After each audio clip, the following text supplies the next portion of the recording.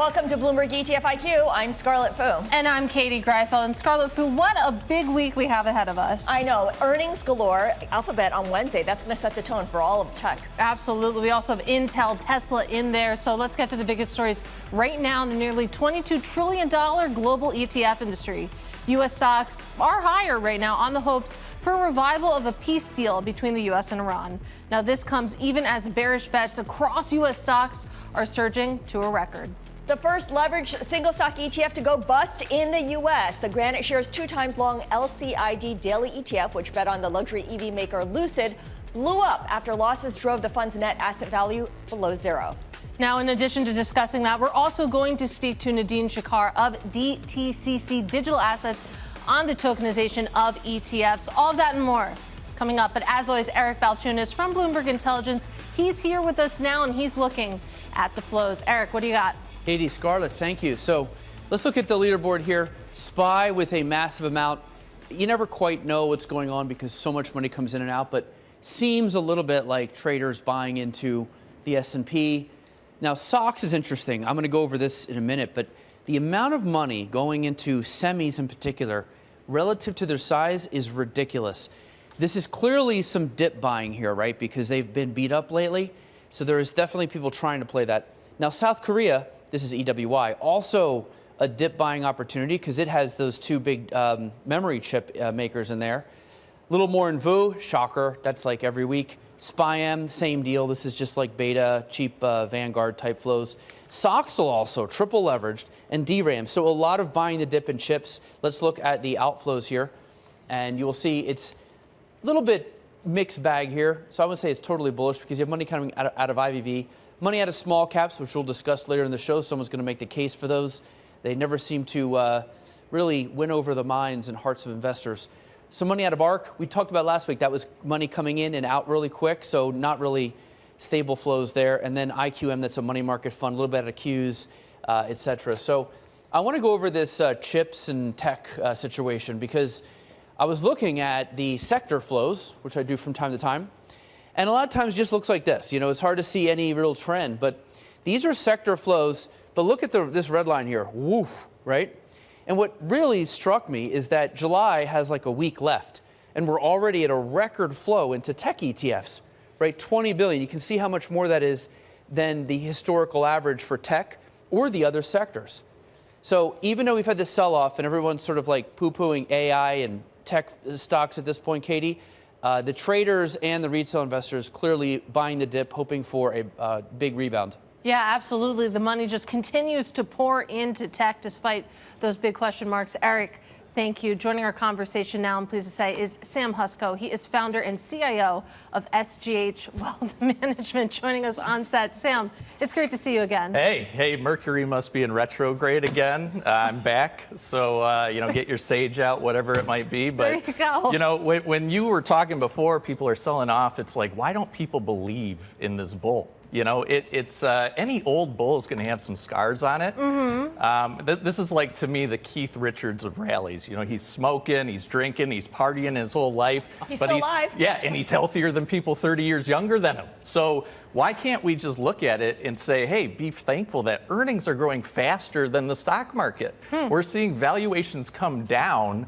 not because the markets are coming down, but because we're actually seeing growth in earnings, which got PE ratios at about 20.5.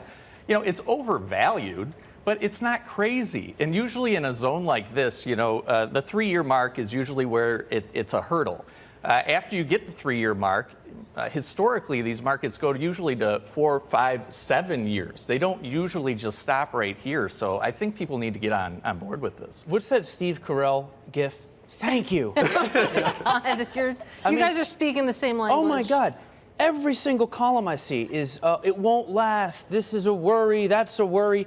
Can't we just enjoy a nice bull market? Everything's fine. It's been great. Like, what's wrong with saying that? I get it. You won't get the clicks. Okay, some worry articles get all the clicks. For sure. But there's a gap between the noise and the worry and the actual market. What do you make of that? I mean, so the term irrational exuberance, you know, that Greenspan, that's kind of what we're talking about. When he coined that phrase, the markets went up another 105% after that until the next bear. So we just want to be worried about things. But I mean, it's a two-edged sword, right? Because then what we're seeing the flows are in is all greed investing. And so within that side of things, you know, it's 38 days into SpaceX. We have a double levered ETF that you can buy options on. We can leverage a leveraged product. That is not hot sauce, Eric. That is, wait for it, Katie. Tell me. Pregnancy cravings. Jesus. That's peanut butter on a pickle. Like that, it doesn't make sense. We don't need that. And is this a sign that it's 2008 and mortgage? No, it's not all that. We're just in a greed mode. And, you know, within that, the markets are psychology and math. Like Kathy Wood parties way too hard for me. Cash flow models have a place. They're not an infinite tool, but why would you want to throw out a tool? Math has survived every market cycle. But on the flip side, we're factor-based investors. Fama French parties way too hard. They're saying perfect markets, efficient market pricing. That's not right either. There is a middle ground to everything. And one of the bad actors within, you know, this whole greed movement, I would say, is the private markets as well too. You know, we have just beat up the word democratization. That has to be the hardest working word. Oh my God, we've watered it down to nothing thanks to the 250-day year anniversary or whatever. But by day, it's doing good work. You know, we're getting 1-year-olds into the stock market, which is kind of a funny statement. But you know, it is good. You know, they have long time horizons. It gets more owners. By night, it's hawking private credit to retail people that don't have the time horizon for it. Well, Sam, I want to talk about your positioning in all of these different cross currents that you lay out, because I'm taking a look at some of your key holdings. You're an RIA. I see JMOM, which is a momentum ETF. We were discussing it the other week. I see some equal weight exposure. I see some small cap exposure as well. So talk to us about, you know, how you put sort of what we're talking about into these different puzzle pieces. Yeah, I mean, JMOM gets a bad rep too. Like it gets lumped in with the meme stocks and the IPO darlings and probably some of the greed stuff that I said before. But it's a rotating investment. It has a 90% turnover. JMOM is like a Porsche 911. You know, it's fast, it's trying to move. It does have airbags. It might survive a pothole or two, but it could crash. But the recent turnover is going into healthcare, telecom, discretionaries, things outside of it. And let's be real, it is a memory stock play in the moment, but it's reduced its holdings in AMD and Micron and other things of that nature. But where great investing in is not just one investment on an island. Where the magic happens is if you can find two strategies that work on their own, but they're uncorrelated with each other, so you set up your next trade. Instead of looking at next week, look at 2 years from now. And that's where equal weight does come in. The correlation between equal weight and momentum is negative 0.52. So it's going to go in different directions, and both of them are beating the markets today. Because thankfully, well, and let's give some peace to the Mag 7. It underperforms for 6 months, and we're already trying to coin new acronyms like mangoes. Like, we have no loyalty in this business at all. But, you know, within that, moving on, it's in industrials, it's in real estate and things of that nature where, you know, people are selling the shovels as opposed to mining the gold in AI, basically. So I want to go back to the leveraged single stock ETFs because you talked about that briefly.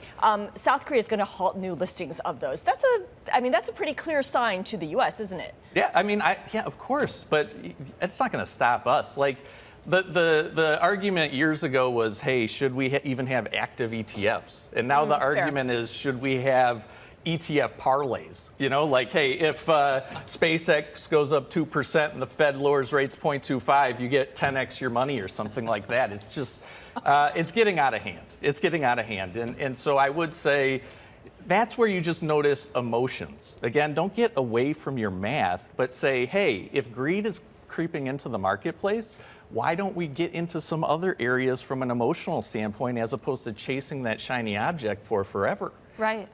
So within that too, I mean, I do think the flows are missing small caps. Small caps has had an interesting run. The fastest first 6 months of the year in 20 years. 2/3 of issuances are above their 200 moving day averages. Right. And the shorted stocks are the ones that are underperforming. So quality matters on that side of the fence too. And so some people are saying that on the small cap side, that it's a sector play. It's just that regional banks are doing well. Right. But regional banks doing well, that's a great sign for the economy. Regional banks, rely on people paying their bills. Right. But the stat I would leave on small caps is out of all 11 GIC sectors, out of all 11 of them, every single one of them, small cap is outperforming large cap. So that's a sector, or that's a factor play. That's a size play, not a sector play. Sam, unfortunately, we are up against the clock. So enjoyed this conversation. Come back soon. That is Sam Huszczo of SGH Wealth Management. This is Bloomberg ETF IQ.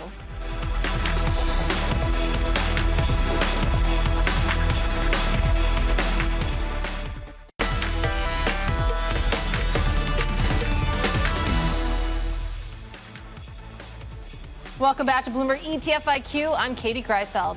It's time now for the ETF brief, where I walk you through the trends and the stories that caught my eye in the ETF industry. And we start with Corgi. They are an upstart ETF issuer. We've discussed them and talked to them on the show before. They have been filing like crazy for new ETFs. And if all of these ETFs actually launch, they're on pace to have 500 live products. For context, you can see BlackRock is just about there. BlackRock, which has been around for decades. So we'll see what actually makes it out of the pipeline for Corgi. Let's also talk about DRAM copycats, because that is the, of course, memory ETF from Roundtail. It's absolutely taken off since it launched just a couple of months ago. Here are some of the ETFs that are trying to ride on the coattails. As of course, the ETF industry chases the hottest trade in stock markets right now. And let's also talk about spot Bitcoin ETFs, because we've taken a look at this chart before. All of those outflows, just a water flow when it comes to U.S. spot Bitcoin ETFs. But now actually on track for a second week of inflows, even though the price hasn't done too much. Maybe sentiment starting to shift a little bit there, Scarlett. All right, well, let's talk more about Bitcoin, and let's talk more about tokenization with Nadine Chakar. She's Global Head of Depository Trust and Clearing Corporation. It's a utility at the center of the U.S. financial system. Nadine, good to speak with you. Thank you for joining us. There's a lot of talk about tokenizing everything, really. Assets from equities to bonds to commodities. Talk about the demand for tokenizing ETFs. Where is it coming from? Which kinds of customers are asking for this? Scarlett, the demand for ETFs, we're seeing that coming across the board, and I think that is one way to enhance adoption of tokenized assets. We're also seeing other applications for the ETFs. When we did our Grow Production Live sessions last Wednesday, we did see the ability of taking some of these securities and ETFs, tokenizing them and posting them for collateral, among other things. So there is renewed demand, and ETFs are a good way to democratize, if you will, access to these instruments across the board. And so you have a lot of heavy hitters sort of working with you here. I mean, you think about some of the big names, JP Morgan, BlackRock, et cetera. What are you hearing from clients right now who are interested but who haven't signed on yet? And, how actively are you seeing, new clients being added on? We believe there'll be more. We had to limit, if you will, participation on July 15th because we really wanted to test the waters and make sure people had all the right infrastructure, if you will, to proceed. So we do have a long list of clients that would like to come on board in October, and we're looking forward to onboarding them. It will be all sorts of asset types. So as you know, we tokenized the Qs and the S&P 500 spider funds as a first down payment, if you will. But all that it's important to note that all that tokenization is actually client driven. So They chose which securities they wanted to tokenize. They chose what they wanted to use these tokens with, and that was really important. And hopefully, we'll continue to see more of that as we gear up for a full launch in October. All right, and let's talk about the blockchains underneath that are going to sort of manage all this, because you are so critical because you sit at the crossroads of all of Wall Street. And on the podcast you were on, we talked about the ones you've chosen because one blockchain cannot handle all of your transactions. So you picked Canton and Stellar. You said you'd pick a few others. How is that going? Are you going to select some more? And could we have a world in 5 or 10 years where there is just one blockchain that everything runs on? And when I say we, it's a royal we. My personal opinion is I don't think there'll be one blockchain to rule them all, but an aggregation of blockchains, which is really part of the strategy we're pursuing at DTCC. So it's a multi-blockchain environment where DTCC is really acting as that institutional orchestrator, for a lack of a better term. And when we talked on the podcast, I did talk about, like, every blockchain has its own idiosyncratic abilities on like how do you handle data, how do you do different things. So it's important to be able to bring back the data and harmonize it, which is really at the heart of interoperability to a certain extent. So yes, the test last week was done with both Bezu, a private chain, and Canton, a public chain. We went public as well with Stellar, that we will bring online sometime early next year. And we do have a pipeline of different L1s and L2s that we're looking at. They do need, we're not in the business of picking winners and losers. We are looking to client demands where our clients are telling us they see an aggregation of liquidity. We do vet these L1s on, we do look at characteristics behind the scenes, and then eventually onboard them. So you will see a steady pipeline coming in, but to be clear, we're not talking about thousands of L1. It'll be a very carefully curated list that really meets the demands of our clients. Nadine, how much do you expect the value of DTC tokenized assets outstanding to reach after 1 year? I'm wondering if you could give us some kind of target, some kind of range. It's a little bit hard to estimate at this point. As you know, our no action letter limits our inventory of equities to the underlying assets of the Russell 1000, to the ETFs that are tied to large indices, as well as treasuries and other fixed income. So it is really going to depend on who's going to onboard and who's going to want to participate in that service. And if history is any indication, we will probably see a gentle, slow ramp up, if you will, until because it's more than just asking for the assets to be tokenized. You gotta choose a wallet provider. You have to be very careful about your use case. You gotta look at which L1, but most importantly, how does that impact your business model and your operational model? And that's why we broke our go-to-market in two pieces to really give market participants, a good understanding of what it will take to go live. So, but I promise you, come October, we'll come back and give you a much better estimate. All right, Nadine, we have less than a minute left with you, but I do want to ask, given that we are on ETF IQ, you think about tokenization. Currently, it's seen as a way to distribute ETFs to maybe a crypto native audience, but longer term, it's potentially seen as a threat to the wrapper itself. You could see ETFs be bypassed entirely in favor of just owning tokenized assets. Is that a future that you could see actually coming to fruition?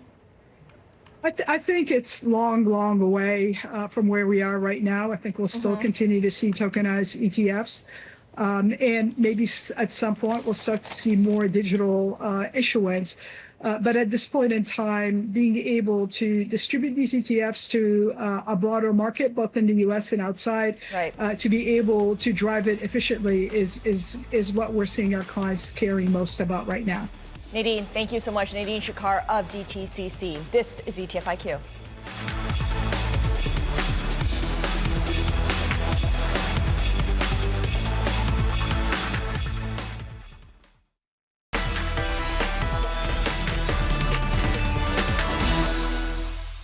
Time now for a look at the Bloomberg Intelligence traffic light system, which ranks ETFs by risk levels. Eric Balchunas is here with us now, and you have one that is like a hardcore red light.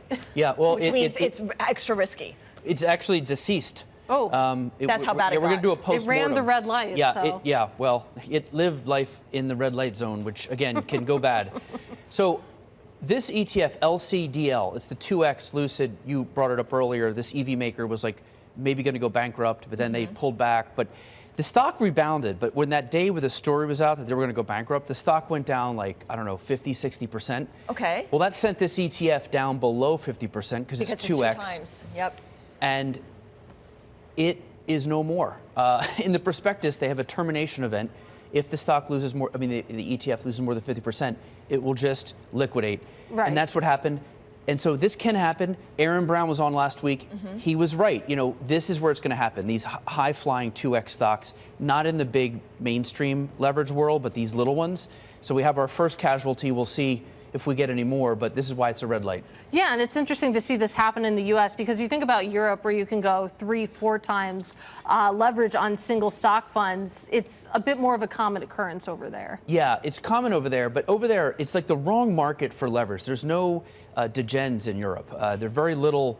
In Asia and the U.S., if you put 5X stuff out, they would be like flying off the shelves. Yeah, it's actually good that it's limited here. This crowd, though, seeing this thing terminate, it will not faze them. I mean, they're just going to go to the next one. So for that audience, I think they trade these a lot. They understand the risks of the road. This thing also had 4 million. Nobody was really in it. But it is a good warning that if you trade these, there's a chance it just goes away.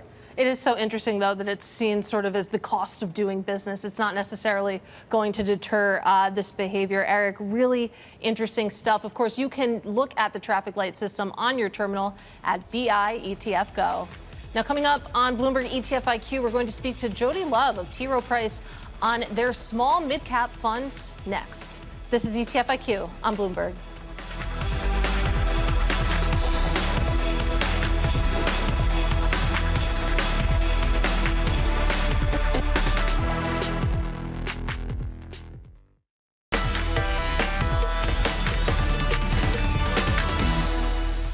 This is Bloomberg ETF IQ. I'm Scarlett Fu along with Katie Greifeld. And it's time for today's drill down where we focus in on one ETF. Eric, what do you got?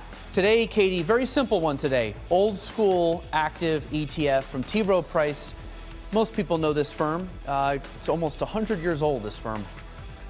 TMSL, as they call it, TMSL. It's a small mid-cap active. What does it do? Bottom-up research, tries to pick about 250 of the best small and mid-cap stocks. You can see it charges 55 basis points. So I'd say it's a little on the cheaper side compared to the mutual fund world, which is what people like about active ETFs.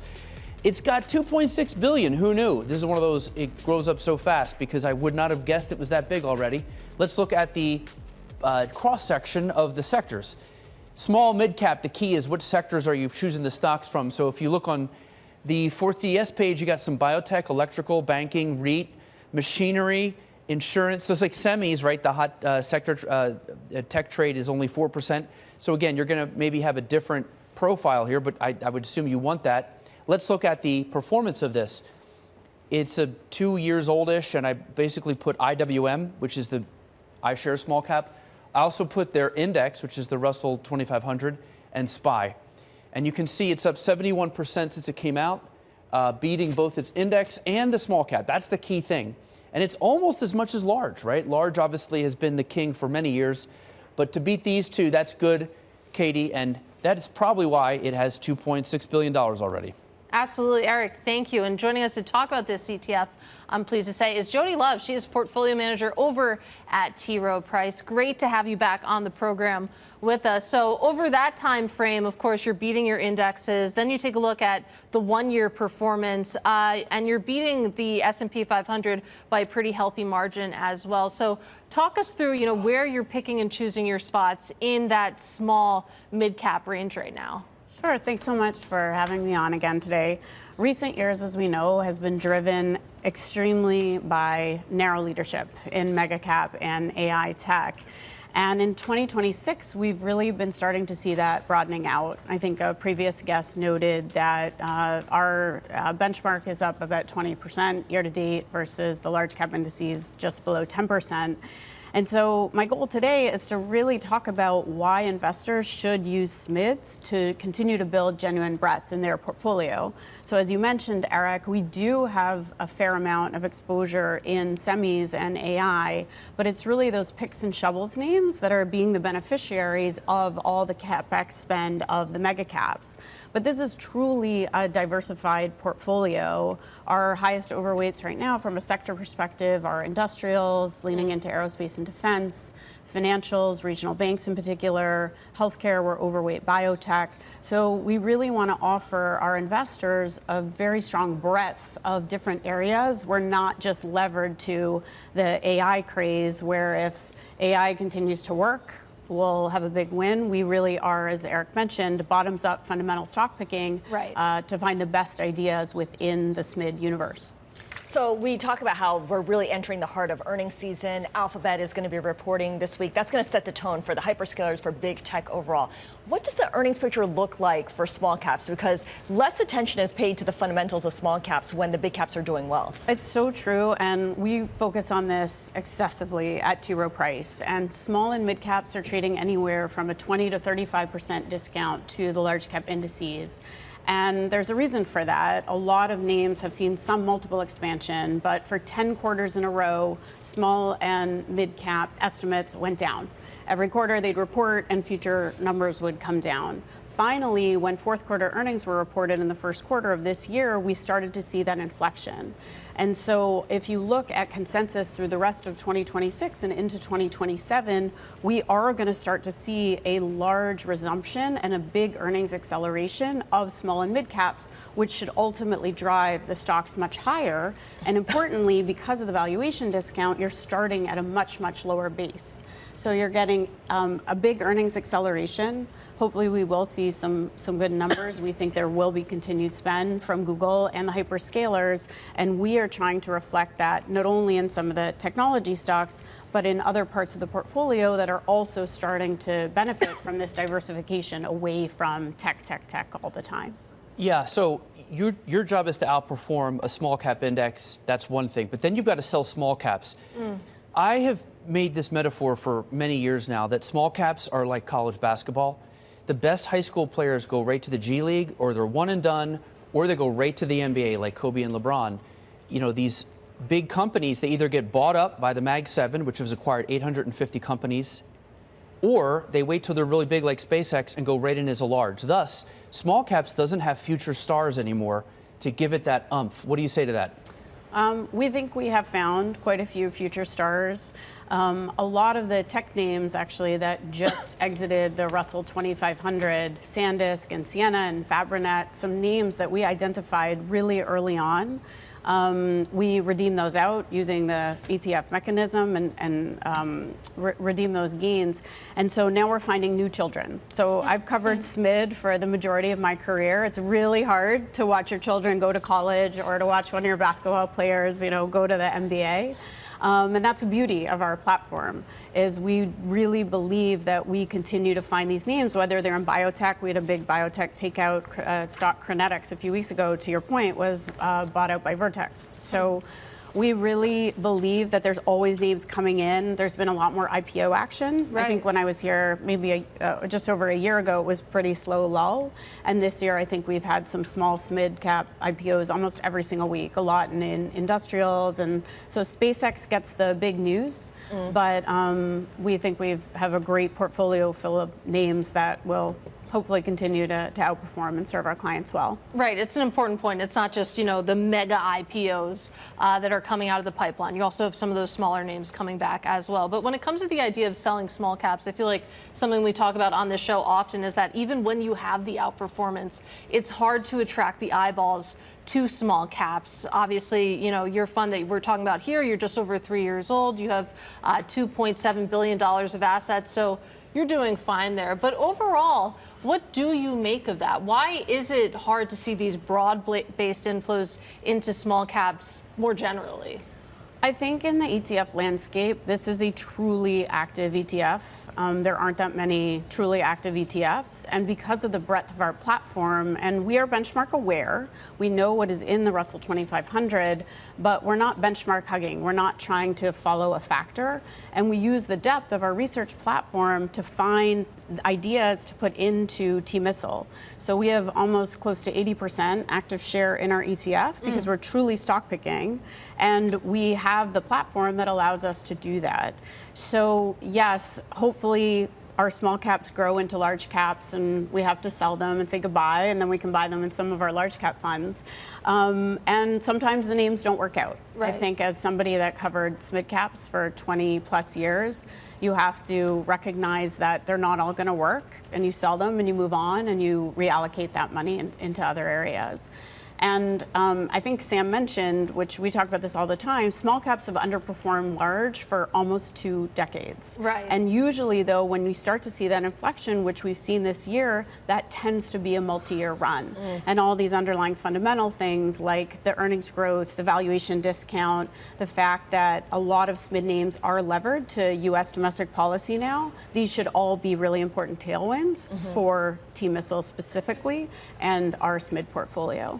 Right. Well, it's a beautiful circle of life that you've described when it comes to picking the winners that hopefully graduate up into those larger benchmarks. Jodi, great to have you back with us. That is Jodi Love of T. Rowe Price. And you can read all about this drill down, plus the latest in the ETF industry when you subscribe to my weekly ETF IQ newsletter. Now, coming up, younger investors are differing on getting their bond exposure from target date funds and not deliberate bond products compared to older generations. We're going to discuss that with Rebecca Venter of Vanguard.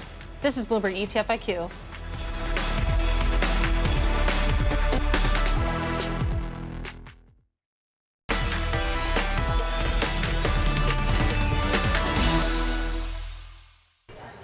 This is Bloomberg ETF IQ. I'm Scarlett Fu. Let's get you to the ETF Lifecycle, where we walk you through the 3 main stages of ETFs, from initial filings to final farewells. Usually, step 1 is the filing, but this one has a twist. Even with a strong performance, Grayscale has filed to change the name and strategy of an existing fund. The Grayscale Bitcoin Miners ETF, ticker MNRS, is officially changing to the Grayscale AI Compute ETF, following Bitcoin mining companies in pivoting or expanding to AI infrastructure. Those shares are surging in today's session. And this is happening as legacy asset manager T. Rowe Price officially enters the crypto ETF space. The T. Rowe Price Active Crypto ETF launched last week. Ticker TKNZ actively manages exposure to different digital assets in an effort to outperform a passive benchmark of the industry. And for some, the final stage is farewell. Indie issuer Siren closed 2 ETFs last week, its Leaders Dividend Fund and its Next Gen Economy ETF. They had been around since 2016 and 2018, respectively. The Dividend ETF was near its all-time high when it liquidated with about $72 million in assets. And that is your life cycle. All right, well, let's talk a little bit about generational divides here, because according to Vanguard, about 88% of millennials and Gen Z prefer ETFs over mutual funds. However, across the board, they're steering away from fixed income. Joining us now is Rebecca Venter. She is Senior Fixed Income Client Portfolio Manager over at Vanguard, joining us on set. I'm really excited to dig into this report because you found that the average Vanguard investor holds about 65% equity, just 10% fixed income, and 24% cash. But for investors under 45, that fixed income allocation, which was already pretty low, it drops to about 3 to 4%, cash rising on the back of that. So walk us through that, because you put it together, it just seems like younger people are less interested in bonds. Yeah, and it's when we looked at this report, so this report looked at about 7 million of our direct retail investors. So it gives us a pretty good sense of what's happening with those clients. And I think it is a little bit of a surprise coming from the shop that really pushes forward with the 60-40 portfolio. However, I think if you think about the younger investment group, they are going to be oriented towards stocks. And it's kind of, it goes with the theme we've been seeing with the very strong performance of equities as well as high cash rates. A lot of investors are finding themselves a little bit more invested in cash than maybe they should be or intend to be over the long term. See, this makes perfect sense to me because if you look at the money market mutual funds, right, they took in like $700 billion last year. So if you counted those as part of bonds, bonds did really well. But why would I even buy a bond ETF when I can get 4% yield with no risk and a stable NAV in a money market mutual fund? And then equities keep doing well. And the last time I owned bonds in 2022, it went down the same as stocks, so there's no protection. It just seems like all signs point to like a 60-40 equities and money market fund or cash. Like, just skip the ag. Yeah. And to be clear, I mean, money market funds, cash, it's a real part of an investor's portfolio. It has its place. This is a conversation we've been having for the last couple of years. It remains just as relevant today. Even if you go in the fund space, the ultra short category is bringing in huge flows this year. I think a lot of investors feel comfortable there. They think it's a riskless trade to make. What the risk they're not thinking about is really the opportunity cost. You might get some nice yields, but if we have some moves by the Fed, those yields can be much lower pretty immediately. You also are not going to get diversification in the context of a total portfolio if you're over allocated to cash. That's where bonds continue to serve a role, and we believe that that's not changed. Is this an issue of education, do you think, especially with the younger cohort? Because there's this perception, perhaps, that bonds are only important when you have money to protect, money you can't afford to lose, as opposed to something that you can really build wealth off of. Yeah, I mean, I think it makes sense, right? If we're talking to younger investors, they've gone through a couple of things. Very strong equity markets. They've maybe started investing when they couldn't really get much in terms of interest rates on their bond investments. And then maybe they saw what was happening in 2022, and bonds definitely had a little bit of a bad moment, but we think that that's an anomaly. We think that your starting point for investors, if you're investing in broad fixed income, 5% for a very high quality defensive asset class that we think will be a diversifier. So I do think, Scarlett, to your point, there's some maybe room to educate there on the opportunity and the benefit bonds pose to a whole portfolio. And I want to talk a little bit about access points here, because another line in the report that caught my eye was that the crossover from bond mutual fund to bond ETF preference happens at age 40. What happens at 40? What do I have to look forward to? Your eyes are opened. You see the benefits of bond ETFs. I mean, this is just what we see in the data, where you start to see that point change. But I think what we look at that, and the most important piece that we're taking note of is the future is really ETFs. I mean, I'm not saying anything that will surprise any of you. Not on ETF IQ. Certainly not. It's a show around that. Exactly. So we're building our lineup for that as well. We've got more ETFs coming out just to make sure, to your point, Katie, the access points are there, because as we see wealth transfer, as we see millennials and the younger generations building more assets, we believe it's going to be more of an ETF game than fund. All right, I'm going to give you a product idea right now. So let's say I'm sold on this and I want to buy the ag or something like it. If you look at the flows this year, BND is doing well, but over at BlackRock, IUSB is taking in more money than ag. Yeah. IUSB is the universal. It has a little high yield and a little international, a little kick. And it tends to do a lot better versus the bond managers. You don't have this, why not? Like, why not have a universal type option? So we actually did launch a universal type option, BNDP. Oh, I'm sorry. I had to. 7 ETFs launched a day, so I'm excused, right? Yeah, okay, you know. thank You absolutely are. We did launch that ETF later last year, and we also have an active Core Plus product, VPLS. We think those can both be great solutions for investors, but definitely agree with you, Eric. There's a big universe in bonds, and just focusing on investment grades may leave out some opportunity in the higher yielding asset classes. And Rebecca, before we let you go, I do want to talk a little bit more about what we were talking about with younger investors. When they do look for bond type exposure, it's mostly in cash. Are they buying straight up money market funds, or are they looking more towards those cash like ETFs? Do you have data on that? Yeah, so if we look at the report itself and some of the accounts that we were looking at, a lot of investors, this is just sitting in their settlement fund, which for Vanguard, that is a money market fund. And so as you've seen pretty high yields, our money market fund is yielding about 3.7%, 3.6%. That's where a lot of that money is sitting. But the ultra short ETF space is booming as well. So that's been the second highest inflow category this year if you look at bond ETFs. So this data is mostly pointing to money market funds, but certainly the ultra short ETF space it's popping as well. Fantastic conversation. Rebecca, thank you so much for joining us today. Rebecca Venter of Vanguard. A lot for you to think about here, too. Yeah, absolutely, especially those younger investors. Yeah. It's an ETF native world to bring a child into. Anyway. All right, coming up on ETF IQ, it is time for an IQ test where Joel Weber puts our ETF knowledge to the test. Here is a sneak peek at one of the questions. Which stock has the most ETF leveraged assets linked to it? Is it Strategy, SpaceX, NVIDIA, or Micron?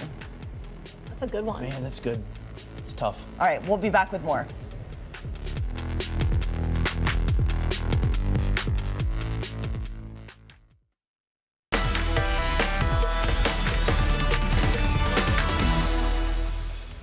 This is Bloomberg ETF IQ. I'm Katie Greifeld along with Scarlett Fu and Eric Balchunas.